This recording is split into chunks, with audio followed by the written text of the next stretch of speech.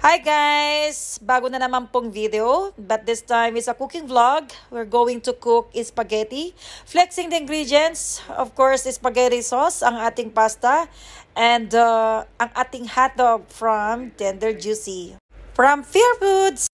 So lahat tayo guys ay may kanya-kanyang paraan kung paano magluto ng spaghetti. Kung ang nakikita nyo ngayon is my own version. Yung mga ibang ingredients is not available, kaya ito na lang ang aking sasahog hotdog. And of course, ang ating pang-saute, ang ating chopped garlics and onions. Since nahiwa-hiwa na natin yung mga ingredients guys, magpakulo na po tayo ng tubig.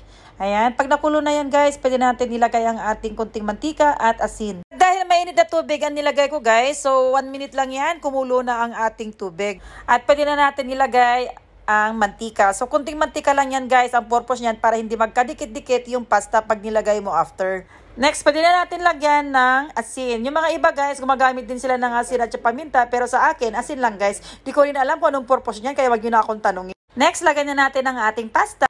Isang pakete lang guys ang aking ginamit dyan. Kasi dalawa lang naman kami nakakain. So hindi ko alam kung yung dalawang packs is 1 kilo. Or yan is 500 grams or kalahati siguro yan. So hayaan lang natin na maluto ang ating pasta. Kailangan mo syempre na i-check yan para hindi ma-overcook. Dapat al dente lang. Para andun pa rin yung lutong. Mas masarap naman kumain pag hindi matataba, no? Yung hindi overcook. Tulad niyan, lagi ko siyang chine-check kasi gusto ko talaga masiguro kung luto na o hindi. Dapat sakto lang talaga ang pagkaluto ng pasta. Tulad niyan, kailangan kong pisilin yung pasta para masigurado ko na luto na. Next, pag luto na ang pasta, kailangan mong i-drain ang tubig. Gumamit kayo ng strainer guys para sigurado na tanggal lahat ng tubig. Set aside muna natin ang lutong pasta. Next, magpapainit po tayo ng mantika sa wok. Ayan, mainit na ang ating mantika. Pwede na natin i-drop ang ating chopped garlic. At pag nag-golden brown ang ating garlic guys, pwede na natin ilagay ang ating chopped onion.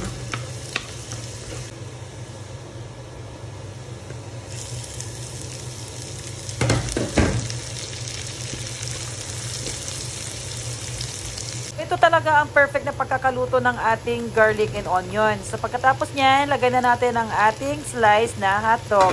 Gusto ko rin sana niyan galagyan guys ng minced chicken or minced beef. Kaya lang, walang available doon sa supermarket.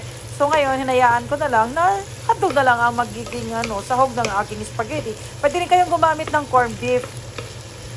Yung iba, piniprito muna yung hotdog. Pero sa akin, sinuti ko muna yung bawang at sibuyas bago ko nilagay yung hotdog. Kasi gusto ko talaga na maghalo yung, yung lasa ng hotdog at saka yung bawang at sibuyas.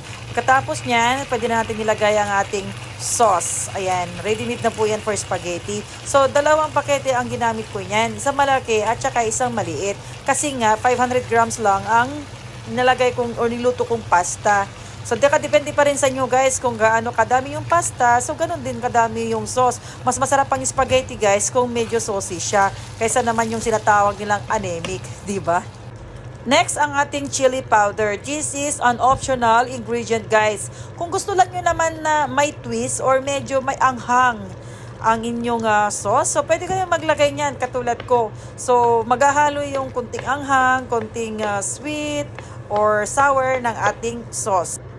So, tikman na natin guys.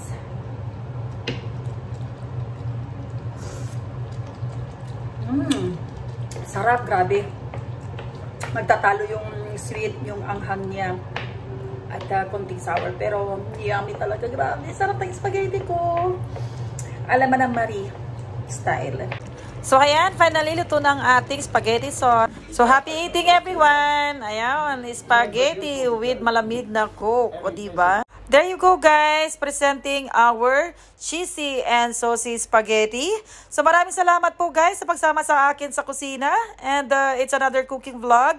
Sana magustuhan nyo ang aking handog. Yun lamang po, maraming salamat. Pasubscribe naman po sa aking YouTube channel, Marie Per Vlogs.